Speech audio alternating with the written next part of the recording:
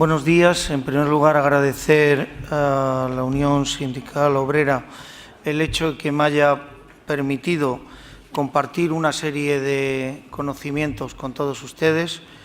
Después de la brillantez del anterior expositor, trataré de llegar un poquito más abajo. A mí la petición que me había realizado la mesa era que hablase del delito fiscal y del delito de seguridad social. Sin embargo, en el programa pues, parece que era la instrucción por parte de los juzgados de lo criminal, de los delitos fiscales y de la seguridad social.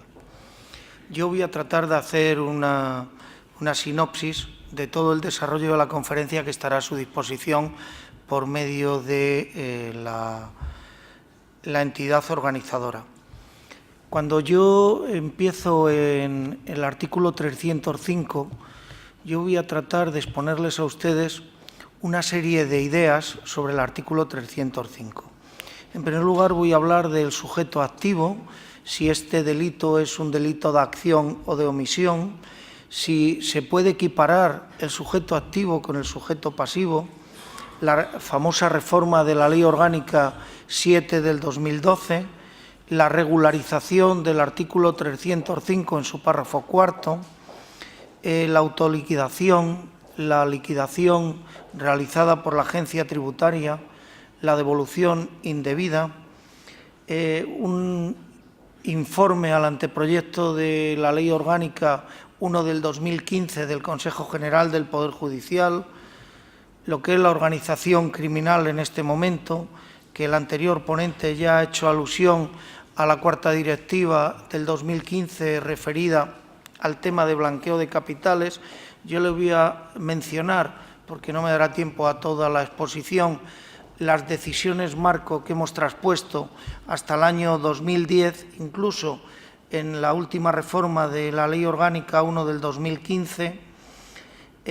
Voy a tratar de indicarles cómo valoramos la cuantía y algún caso práctico que en este momento se está desarrollando, así como el elemento subjetivo propiamente dicho, la incidencia de este delito contra la agencia tributaria en el delito de blanqueo, así como su incidencia en otros delitos contables. Empezando la conferencia, la regulación específica está en los artículos 305 y 305 bis, ya que el 306 habla de los fondos europeos y veremos las diferencias que tienen en concreto. En cuanto al sujeto propiamente dicho, la conducta que tiene que realizar es eludir el pago de tributos, retener cantidades que hubieran debido de ingresarse o obtener indebidamente devoluciones o disfrutando de beneficios fiscales. El sujeto activo, en principio, desde ya la sentencia dictada el 29 de junio de 1985, dice que el delito fiscal es cualquiera que defraudare a la hacienda pública, entendido el bien jurídico protegido como el erario público en cualquiera de sus distintas regulaciones, sea estatal, autonómica o local. Es la acción, en esencia, el fraude castigado que consista lisa y llanamente en un delito de omisión, que sin embargo tiene que tener una trascendencia de la simple pasividad. Así se refleja, entre otras, aquí les establezco varias que dicen una definición en sentido contrario, pero siempre está basado en el delito de omisión. El hecho, por tanto, parto de que es un delito de omisión, pero esta omisión no supone una mera omisión del pago, sino que además requiere que sea en elusión de un tributo. También en la conferencia les desarrollo los distintos tipos de tributos que establece el artículo 58 de la Ley General Tributaria. Ya saben ustedes que los tributos pueden ser tasas, pueden ser impuestos o pueden ser convenciones. El tributo, entendido como tasa, ya saben ustedes que es la utilización privativa de un servicio del dominio público. La contribución es la obtención de un beneficio o de un aumento del valor de sus bienes, y los impuestos son los constituidos por negocios o actos que ponen de manifiesto la capacidad económica del contribuyente. Esto, recogido en la Ley General Tributaria, ya anteriormente se había dicho por el Tribunal Supremo en distintas sentencias del 2001 y del 2003. En este delito, como se observa, el sujeto activo del delito se corresponde con el sujeto pasivo de la obligación tributaria prevista en el artículo 30 de la Ley General Tributaria. Es el pago de la deuda tributaria el que establece la obligación de hacer la declaración, y así viene a recoger las sentencias del Tribunal Supremo de 20 de mayo de 1996 hasta la regulación posterior. También tenemos que en la Ley Orgánica 7 del 2012 nos establece la necesidad de establecer un procedimiento administrativo para el cobro de la deuda. Una regla especial en relación a la determinación de la cuota defraudada, sin perjuicio de que ya el artículo 305 se encarga de decirnos una forma idéntica a la Ley General Tributaria para establecer la cuota tributaria. Una atenuación de la pena y una pena máxima de 6 años.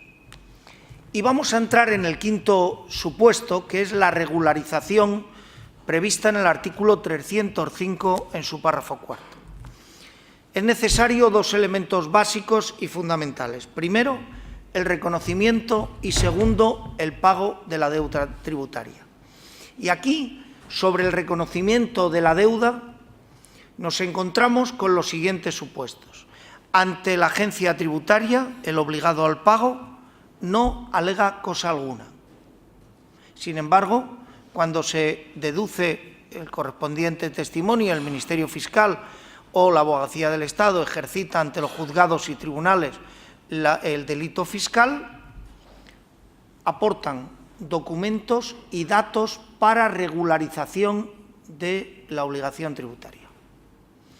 Y en este momento solo hay un voto particular en la sentencia del Tribunal Constitucional de 25 de junio del año 2015, en la que cuando se hace el pago de la obligación tributaria, no por el obligado al pago, sino por un tercero, una persona jurídica, entiende ese voto particular que el pago por un tercero está reconocido. Por tanto, si se ha pagado la obligación tributaria, no por el obligado tributariamente, pero sí por un tercero, y se ha asumido el pago de esa factura por la agencia tributaria, no, según el voto particular, no se comete delito fiscal, aunque le obligan a pagar los intereses correspondientes al obligado tributariamente.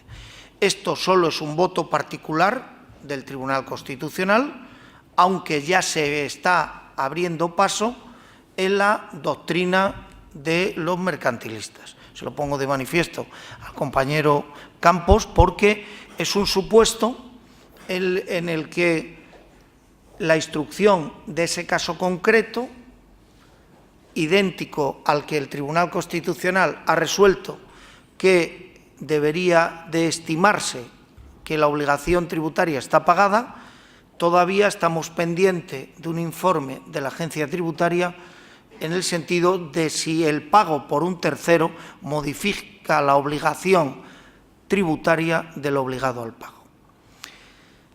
Siguiente supuesto, que es esta regularización.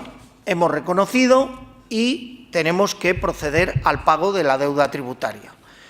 Pero la Ley General Tributaria, como les digo, solo nos dice el obligado a pagar esa deuda tributaria en ese artículo 30 y 31. No tiene previsto el pago por tercero. La Fiscalía, en la circular 2 del 2009, dice que la regularización no afecta a la categoría del injusto ni a la culpabilidad, dado que se produce en su caso tras la perfección de la infracción, actuando a modo de comportamiento postdelictivo positivo, una vez consumado el delito, suponiendo la exoneración de una penalidad ya surgida. Por tanto, no da en concreto respuesta a este supuesto. En la sentencia de 30 de abril del 2012, que hace alusión precisamente a esa circular de la Fiscalía, dice que la conducta por delictiva del imputado debe suponer el reverso del delito consumado, de forma que resulte neutralizado no solo el desvalor de acción, defraudación, sino también el desvalor del resultado, perjuicio patrimonial irrogado a la hacienda pública o a las arcas de seguridad social.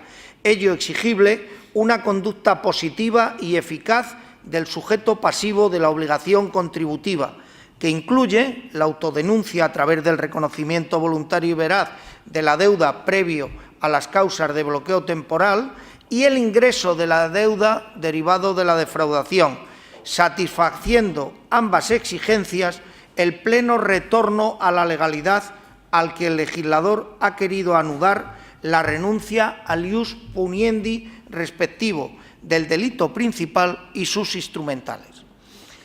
El legislador todavía no ha tomado en consideración este supuesto posterior, aunque el compañero fiscal Campos ya nos ha dejado ver que en el blanqueo lo que tratamos de asegurar es que se pague, que se responda de todas las obligaciones. Y como él sabe, el decomiso, para los que somos utópicos de la filosofía criminal, entendemos que es el comiso, lo decía Silvela, que es el intervenir en las cuestiones. Pero una mala traducción de alguna decisión marco nos ha conllevado a que España, en la Ley 23 del 2014, ya asumamos el decomiso como si fuese una palabra española. Hasta el Código Civil de 1812 se llamaba comiso, la intervención de los bienes del imputado.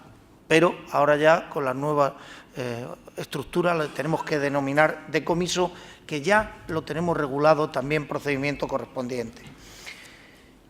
Ahora voy a entrar dentro de este artículo 305 en la regulación que hemos dado en la Ley Orgánica 7 del 2012 a supuestos de elementos integrantes del tipo como son la autoliquidación, que es la consumación tiene lugar cuando concluye el plazo voluntario para la liquidación, ya que hasta la conclusión de dicho plazo el sujeto puede desistir voluntariamente mediante la declaración complementaria y se evita el delito. También el acto de liquidación de la Administración en aquellos casos en que no procede la autoliquidación y debe de mediar un acto de liquidación de la agencia tributaria, la consumación tiene lugar cuando, una vez realizada la liquidación, finalice el plazo legal para el ingreso de la deuda tributaria, haya sido recurrida o no. O sea, esto se lo pongo de manifiesto, que cuando la agencia tributaria pues nos impone una sanción, esa sanción es superior a 120.000, no, es que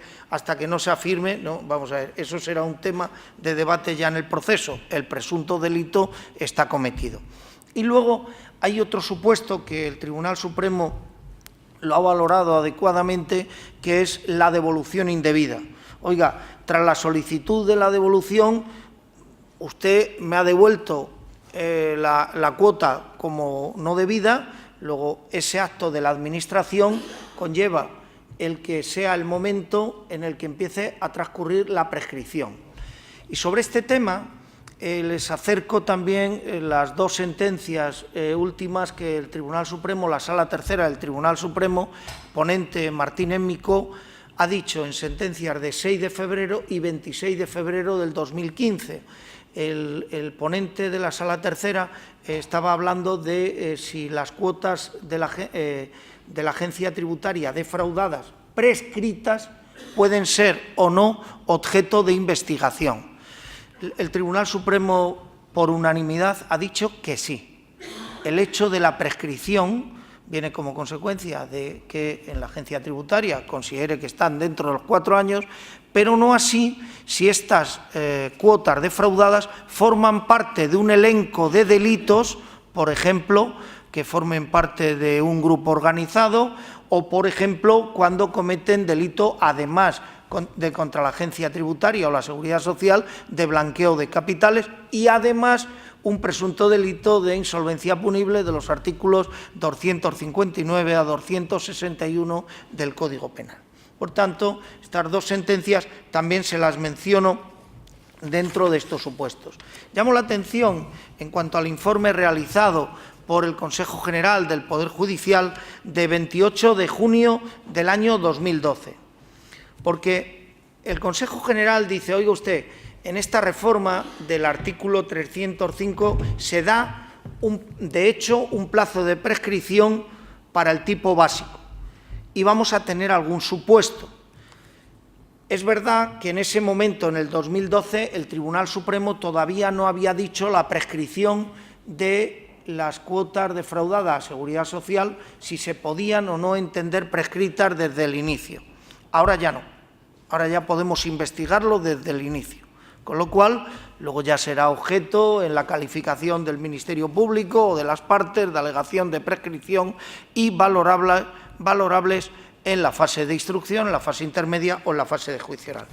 Luego también, después de hablar de esa prescripción, les pongo de manifiesto si el Ministerio Público o el representante procesal de la Administración puede interrumpir el periodo de prescripción y si hasta que no salió la norma no se podía entender interrumpido, ahora ya sí. Desde que el Ministerio Público, la Administración del Estado, están dirigiendo como presunto siempre la persona que ha defraudado, se entiende que queda interrumpida el periodo de prescripción en el ámbito penal. Hablarles de la organización o grupo criminal, les traslado toda la opinión que hemos desarrollado en España desde que entramos en la Unión Europea.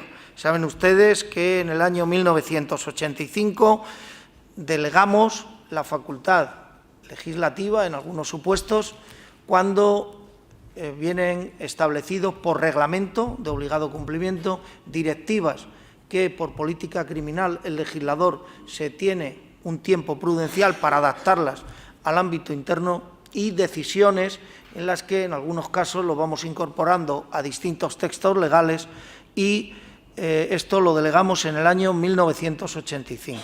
Cuando no cumplimos un reglamento, evidentemente la Comisión nos impone una multa. Cuando no incorporamos a una directiva, en algunos casos nos llama la atención y lo incorporamos y no nos imponen multas, y hay decisiones que no teníamos traspuestas hasta recientemente, el 6 de octubre del 2015, en el que básicamente hemos traspuesto casi todas, no todas, pero casi todas las decisiones que nos obligaban. Aquí les desarrollo básicamente las decisiones marco que, sin formar parte de las directivas de blanqueo de capitales, sí hablan de la delincuencia organizada. Y les traigo la decisión marco 2008/841, JAI, que habla de la estructura y la organización delictiva. Estas ya se incorporaron en el 570 bis en la Ley Orgánica 5 del 2010. También les desarrollo decisiones de consejo. Les hablo de cómo el legislador ha establecido 120.000 euros como la cuantía. Ya sé que alguno de ustedes me puede decir, oiga, es que en la exposición de motivos de la Ley de Control de Cambios dice que el control de cambios es una cantidad de 125.000 y que el delito de la agencia tributaria se debería de supervisar la cuantía. Pero el legislador, la Ley Orgánica del 2015, el legislador no lo ha entendido conveniente dentro de política criminal establecerlo. Les pongo de manifiesto también una sentencia que sobre este tema de la fijación de la cuantía el Tribunal Supremo ha dado de 24 de octubre del 2013, el elemento subjetivo que ya ha mencionado nuestro compañero del año 2012, y los fondos europeos. Miren, la importancia que tiene el artículo 306 es que el que dé a los fondos europeos una aplicación distinta de aquella que estuvieron destinados u obteniendo indebidamente fondos, falseando las condiciones requeridas, comete delito. Fíjense que este artículo 306 es distinto a la malversación de caudales públicos en este momento establecida. Por esto, algunos juzgados y tribunales dicen, no, es que le han dado otra aplicación, no, en fondos europeos no. En fondos europeos hay que hacer lo que nos ha dicho Europa. No podemos darle otro destino concreto y determinado. Lo mismo ocurre con seguridad social. Tanto las prestaciones como las cuotas dejadas de abonar, como el uso de entidades sin personalidad jurídica o sociedades fantasmas que nos hablaba el artículo 31 bis, pueden conllevar al delito de seguridad social. ¿Qué puedo decir yo más del blanqueo de capitales? No puedo decir nada más que la mención de la última sentencia que yo conozco, que es de 6 de febrero del 2014, donde básicamente dice todo lo que nos ha dicho el compañero Campos. Básicamente son esas tres fases las más importantes. Y hay una precisión que les pongo de manifiesto de la Ley 10 del 2010 que toma en consideración un acuerdo no jurisdiccional de la Sala Segunda del Tribunal Supremo que les menciono, de 18 de julio del 2006, referido al autoblanqueo. Les pongo de manifiesto toda y cada una de las particularidades del autoblanqueo, en donde ahora mismo ya el legislador lo ha establecido como delito y por el uso que nos decía el compañero Campos y para tratar de ser exhaustivo, decirles que todos los juzgados y tribunales en este momento, haciendo uso de la resolución de 17 de febrero de 1988 de la Agencia Tributaria, en donde se crean unidades especiales de auxilio judicial a los juzgados y tribunales y a las fiscalías, así como la resolución de 20 de marzo del 2003, se establecen subinspectores e inspectores para que colaboren con las fiscalías, juzgados y tribunales en el descubrimiento de los delitos de agencia tributaria, tesorería de la seguridad social y distintos delitos socioeconómicos, donde está el blanqueo y donde están todos los delitos socioeconómicos. Yo les traslado que la última resolución que tenga el juzgado de instrucción 36 confirmada es de la sección 30 de 17 de diciembre del 2014. Las insolvencias punibles se desarrollan todas y cada una de las conductas tomando en consideración no solo el Código Penal, sino a la ley que afecta, la Ley 22 del 2003, referida a ley concursal.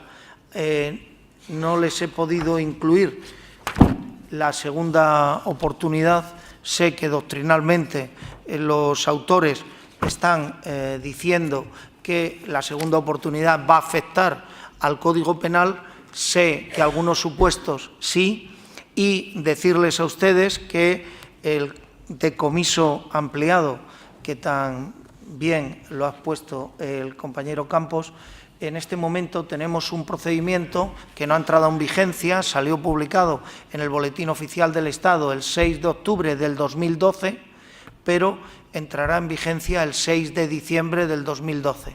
Algunos juzgados y tribunales, por ejemplo el Juzgado de Instrucción 36, le hemos suplido esa omisión del procedimiento por el contenido del artículo 544 quater, que es audiencia con pruebas por parte de las correspondientes partes. Considero que he cumplido, no exactamente, pido disculpas, pero con esto termino y estoy a su entera disposición. Muchas gracias. Muchas gracias.